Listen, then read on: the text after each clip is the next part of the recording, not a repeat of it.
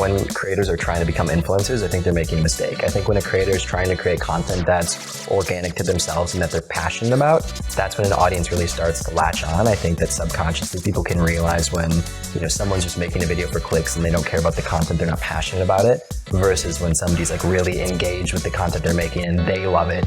It kind of makes their audience love it as well.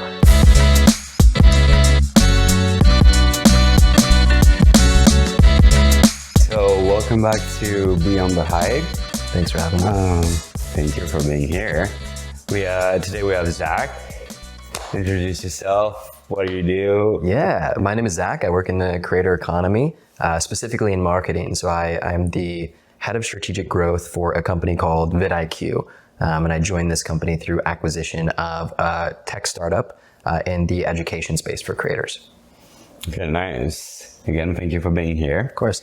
I'm doing this podcast for my last semester at USC. I'm trying to call out like influencers on their bullshit or just like anything in the influencer economy that, just kind of sus. Yeah. And I'm going to ask you a couple questions. So my first question is, again, you've worked across growth marketing, influencer strategy, and brand development. And, just what made you just get into that space? Did you see Yeah, it was really natural for me. So I can't say that it was that much of a conscious decision to get in here. I've always considered myself an opportunist, and opportunity just kind of took me this way. But I didn't go to college. I started an event production company out of high school. And in networking for that company, I started to connect with a lot of YouTubers, specifically one channel called Yes Theory, and just really developed very deep relationships with that group. And then, the creators around there. And I kind of fell in love with the organic content and this kind of YouTube boom. This was kind of 2017 up until now. And so,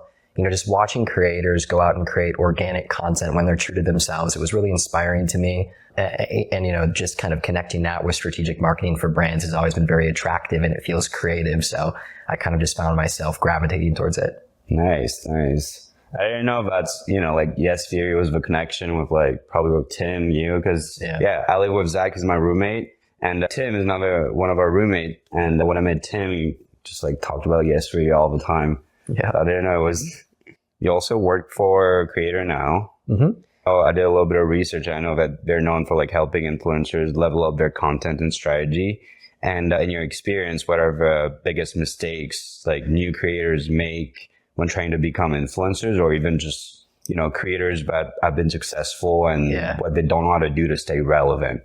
I think the biggest mistake is actually almost in that question. It's when creators are trying to become influencers, I think they're making a mistake. I think when a creator is trying to create content that's organic to themselves and that they're passionate about, that's when an audience really starts to latch on. I think that subconsciously people can realize when, someone's just making a video for clicks and they don't care about the content, they're not passionate about it, versus when somebody's really engaged with the content they're making and they love it. It kind of makes their audience love it as well. And so I always tell individuals and creators that are just getting into it, make what's authentic to you, make content that fits in with your everyday life. You don't need to uproot your life to start making content.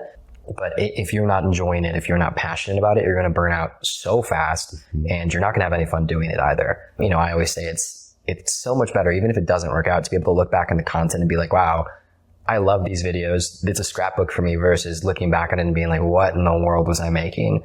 So I think just trying to become an influencer in general isn't really the path to take. It's just trying to create authentic connections with your audience. Yeah, I get that, because we had somebody come to our class and he created watch company that is pretty successful, and when they try to advertise it, they send their watches to a bunch of big influencers, but they didn't get that many clicks at all. But they had a very small niche influencer with YouTuber with not even 15,000 followers or 20,000 followers, and that one got them so many more clicks. Yeah. So it leads to my other question, which is, what do you think most brands misunderstand about how influence really works? So many times I see brands with no depth in their partnerships with creators. It's a brand will be oh, if we just get in this video, it'll be great. And a lot of the times they work through intermediaries like an agency, and those agencies don't fully understand the brands and they don't really care that much about, the content that the creator is going to be pushing. Their job is to spend the money so that they can take a cut of it. And obviously they want to get returns and be able to prove something. but they're not thinking through, let's optimize this to the best of its ability and make sure that this is a real win for the brand and for the creator as well. And so I think developing like real authentic partnerships with creators is the way that brands need to be looking at it. Asking yourself like, okay, we have this budget. Who could we partner with and actually make a difference in their content so that they're passionate about our brand? And then how can we create a funnel within that content to actually translate into like authentic sales and, real monetary value for us, or at the very least data aggregation. It's one of those things that like, for some reason, marketers just don't think through the levels of depth that can go into influencer strategy. It's like, you don't necessarily have to push for a sale right there. If you have, attention over a year-long period and you can integrate into different videos, like you can push for emails in one, and then you can market to those emails as very highly engaged people and convert them over a period of time. Or, you can kind of mix in different pieces of integrations over the course of that partnership. But I just don't think there's that much depth to a lot of brands when they approach creator strategy. The brands that do it well are the ones that, really think through, okay, how can we partner authentically? And then how can we, look at a funnel and make it something that actually converts for our brand? And make an actual impact. Yeah. Yeah. And so at least another question. So according to HubSpot, 64% of marketers struggle to measure return on investment in influencer campaigns. And like you with your company or like companies you've worked for, like how do you personally evaluate whether an influencer campaign has actually worked or not? Yeah, it's a great question. I mean, there are obvious ways where it's like you kind of have not a gut check, but you can see if sales rise over a specific period of time, depending on the size of the company. I mean, if it's a very large company and you're working with relatively small influencers, like it's not necessarily going to create a bump in sales, but oftentimes you can see that right off the bat if something's working or not. It's never the way that I recommend doing it. I like looking at it from a CPM basis and trying to measure conversions per 1,000 views. That way, if I know, okay, this influencer just had a video pop off, and we converted this many users, I can say, okay, for every 1,000 views they get, I'm going to get this much money. And then I can translate that into what is your average view count. And then I can be like, okay, if we can get it for under this price point, then it's going to be a good bet for us. We have upside. There's relatively low risk versus, if they're trying to price too high, it's a bad play for us. But it all comes down to being able to measure a direct conversion rate. And there are various ways to do that. I mean, specific promo code tracking, link tracking. Yeah, you can get pretty granular with it. Nice. So like overall, do you think that like brands in general just put too much weight on follower count when choosing influencers? And ultimately, like, why do you think they just think that influencers are, more like are going to benefit them more than an actual billboard on like Sunset Boulevard, for example? 100%. I mean, I can't necessarily speak to billboard strategy, but when it comes to follower counts, they don't mean anything to me. I've seen creators with 10 million followers that could not convert a single person if they tried to. And I've seen people with 200,000 followers who can convert millions of dollars in sales with ease. And I think it comes down to an audience's trust and the relationship with a creator. How does that creator monetize his audience? Has he sold a lot of products in the past? Has he sold courses? Has he degraded trust whatsoever? I think specifically when it comes to like the education space, we've worked with a lot of meta creators. Like there's one, Hayden Hillier-Smith. He's an editor. He was Logan Paul's editor. And now he's just an absolutely world-class editor who consults with all of the biggest names in YouTube. And he creates content that is specific to editing. So he shares tips and different strategies and, has created a course and all of that stuff. And because his audience sees him as an educator and has so much trust in him, he's able to convert incredibly well. So I think you have to measure an audience's trust in a creator and understanding the relationship and the psychology that creator's audience has with that creator. That makes a lot of sense, honestly, because just like we've seen so many like campaigns like failing, or like, when you like go to TikTok and you see like sponsored posts from people with like millions of followers that just barely get 5,000 views or like 200 likes and just. Yeah, and I mean, it also depends on a brand's priorities too. I mean, if a brand is just going for exposure or they want, like a name, image, likeness deal, then in some cases, those deals are smart. When you're optimizing for direct conversions and like, trying to get a return on your spend, you have to get more granular with it and be pretty direct with your tracking. And have you experienced some, influencer campaigns that failed, like where you just, we picked the wrong person or it's just like that person didn't do a good job because but they know how to sell the brand values and sell themselves really well. Or yeah, I mean, I think you see it all the time. It's like I was saying, when brands don't get very granular, and a lot of the times when you're working with agencies, like you'll get a 30-second or a 60-second script, and you'll be asked to read it in a certain way. And a creator will sometimes have some flexibility in where they put that integration in the video, but ultimately, like when it's so inauthentic, it isn't a true partnership because it's just this one-time thing, and it often has it's very watered down from what it could be, I think. And it just comes back to depth of that partnership. And also, I know that the company you're working for now, their main mission is to like help, just like educational content, which is like I had Alex on the podcast, like in the first episode, and his main thing is education. And I feel like, do you think it's just more sustainable? I feel like you get if you know how to do it well, you get a regular audience on a daily basis. That makes sense. I think like any other skill set, if you want to be a good content creator, especially in an ever-changing atmosphere, you need to continue to educate yourself and, really think through the ideas that you have, analyze the content performance. And you see it all the time. You see a creator who is crushing it and they're coming up with great ideas, and then maybe they hit a little bit of burnout, and then their ideas maybe lack a bit, they need a little bit of extra help. And that's really what VidIQ tries to do. We have 50 plus tools that, help creators from the ideation phase all the way to analyzing content performance, to scripting videos, to generating thumbnails. And a lot of the tools are meant as a, idea spark. So, a large creator is probably not going to come in and create an AI thumbnail and then use it in their content. But to create that thumbnail concept and then be like, okay, this is really cool, I'm going to send it off to a designer. It's meant to help kind of increase efficiency and also spark those ideas, especially with all the insights that we have. We've been around for 15 years. And so we have just a plethora of data of what works and what doesn't, which is something that no other company has. So it's really cool to help creators with that. Nice. Yeah. And my other question is, we've seen with like TikTok and a bunch of other platforms that I know you didn't go to college, but I feel like you had a plan and you did pretty good for yourself. Gen Z creators like quit college to go all in like, with creating, influencing. Yeah. And I know you've managed talents, like young talents. I mean, I don't know their situations of like if they're in school, not school, if they had a plan or not, but are you like kind of like, can you tell me a little bit about the behind the scenes of like, kids with just, overnight fame and how they handle it? Or if you've seen like cases where, those kids were they're not educated enough on the... Yeah. It's hard, right? I think college versus no college is an individual basis, and it depends on like one's risk tolerance and, how they want to set themselves up for the future, and, what innate skill sets and education do they already have. So it's difficult to answer that in like a general concept.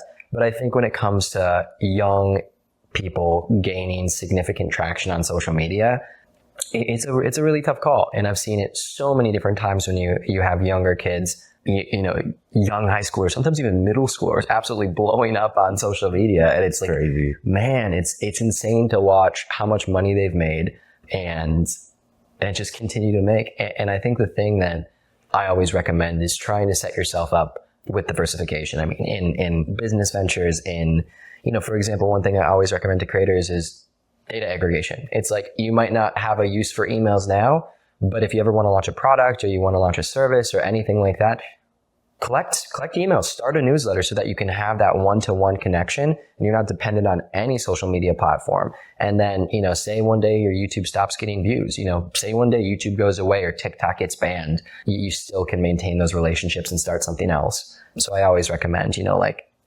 it's great if you're making money now, but just plan for the future at the same time.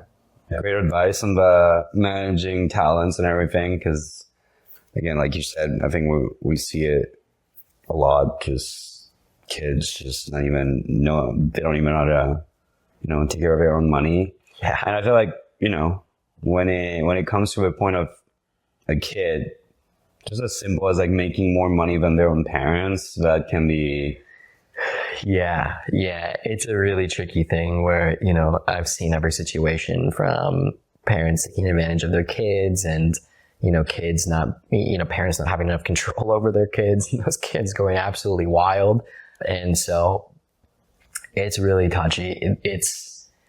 it's a unique situation that a lot of these young creators are put in. And most of the time they do all right. But sometimes, you know, there are those edge cases where it's like, oh man, like that person lost all of their money and, you know, now they're back to square one. So maybe like a little side question. Like, I know that, again, you've been working in that industry for a while, and I know a little bit about, you know, the laws concerning like kid actors and all that. But since I know you've been in that for a while, like when it was very new, like kids just like blowing up and making all that money, do you think like were the laws like kind of the same like child actors in terms of like money, parents managing the money, or is it just like a whole different? Honestly, I don't have enough context to know the laws around it. I've never worked like individually with somebody under 18 in the creator space. I've just seen kind of some of the fallout behind it. And, you know, especially when those creators turn 18, which, you know, it's still extremely young, and just being able to do whatever you want with millions of dollars is a really tricky situation to be in. Now I'm going to go towards like a more like techie side of, you know, the podcast. Yeah. And again, I feel like obviously AI is a big thing, but do you think, because I talked to one of my professors and he was really worried about AI influencers. And do you think AI generated influencers will disrupt the creator economy? Like, are brands already experimenting with them? Because again, I feel like it might be even a bigger thing with your space of like educational influencers. Because I don't know, when you see like all those AI generated like educational videos on YouTube, it's just... Yeah, no, absolutely. There's millions and millions of dollars moving around with AI licensing deals where, you know, companies will license a creator's likeness and then be able to go and make, you know, sponsored content, throw it into ads. And so there's definitely going to be a considerable amount of disruption. But at the same time, you know, I think there's a limit to which creators will want to participate in, you know, deals like that. A lot of creators won't want people to use their name and their image in ways that they regularly wouldn't. And a lot of people will just kind of stay away from it altogether with, you know, risk of just anything bad happening, because ultimately, like, it only takes one small thing to get canceled in this industry. And so I think everyone is very much on their toes when it comes to taking risks like that. That's crazy. Like, my professor was telling me, like, because I was kind of telling him that, yeah, I don't think it's going to be that much of a problem or anything. But he was like, no, he was just asking me, like, who's your celebrity crush? And I said, Julia Roberts. He was like, imagine you're 17. There's like always like educational videos of like an old teacher or just like a random person teaching you math. But how about Julia Roberts is teaching you like, you know, 11th grade math? Yeah. And I'm like, yeah, like maybe I would have probably passed my classes with better grades. Yeah, I don't necessarily know how much it's going to shape like that. But I do think specifically when it comes to like brands, you know, people who have money to spend on influencers, creators, celebrities, wanting to have those touch points without needing to, you know, go and do a shoot day with a creator, which is just extremely expensive. And they're just able to, you know, quickly license a person's likeness and, you know, have their team approve a script or whatever. I think a lot of money will kind of flow in that direction. But like I said, I think it'll be limited. Okay. And do you think that like creators in general, because of like everything that might happen in the future, they should start just, you know, become multi-platform entrepreneurs and just not rely on, you know, one? Yeah. I feel like that's kind of the advice you like talked about. Yeah, 100%. Talked about earlier. I think creators in a lot of cases should start businesses. In a lot of cases should absolutely become multi-platform. I mean, short form creators should consider experimenting with long form and vice versa. There are some creators where it's like they're crushing on short form. It doesn't make sense for them to go to long form, and vice versa. But in a lot of cases, diversification of, you know, platforms and streamlines of money is always a smart pursuit. Thank you. And then my last question, if you were to design a crash course for influencers, or like, I mean, mainly creators, on how to work with brands, or even vice versa, brands working with creators, what would be the top 3 things you would include, like top 3 advice? Yeah, absolutely. I think the first thing would have to be intentional on both sides of the ball. It's like if you're a creator and you're wanting to work with your first brand and you're pitching the brand, don't send them an email saying like, hey, I really want to work with you. Send them an email saying, hey, I really want to do these different things. This is how we could track that integration. Have depth to it so that the marketer that's reading that email is like, oh, well, this person's got it figured out. They know what they're talking about. They have a bit of a mind on them. So I instantly feel more comfortable with it. And vice versa. It's like if you're looking to spend money in, influencer content or, just partnering with creators, have some depth to it. Think through what type of integrations would actually make sense. And just try to strategize around what could be unique for your brand, but also really uplift that creator. Outside of that, I tend to think CPM deals are always a win. And CPM deals are essentially where creators aren't necessarily paid a flat rate. They're paid based on performance of content. And, the measurement of that of like, what is the CPM for a specific creator is always out for debate. But I think when creators are able to partner with brands like on a trial basis to measure like, okay, what is the conversion rate here? And then future deals be, structured in CPM based deals. So it's like, okay, we know that for every 1,000 views, they're going to get this many conversions. So we can pay them this for future videos. It's a win-win for everyone. So much easier to create long-lasting relationships because, on the brand side, they're not as worried about the fiscal risks. And on the creator side, they know that like, okay, I'm going to have integrations very consistently. And, it's all based on my performance. So I can focus more on creating the content rather than going out and spending 10 times as long sourcing brands. So, it all comes back to thinking through each other's lenses and trying, brands putting themselves in the shoes of creators and creators putting themselves in the shoes of brands. And, when you're pitching each other and coming up with ideas, being, empathetic to the struggles that, the other is facing, because there's so often so much middle ground that just isn't considered. So I don't know if that was 3. I think that was perfect, honestly. Cool. And thank you for answering all my questions. Of course. Thank you for being here. We live in the same house, but thank you so much. Yeah. He's a very busy guy, so. I'm really not. Thank you. Of course. And we'll see you in the next episode.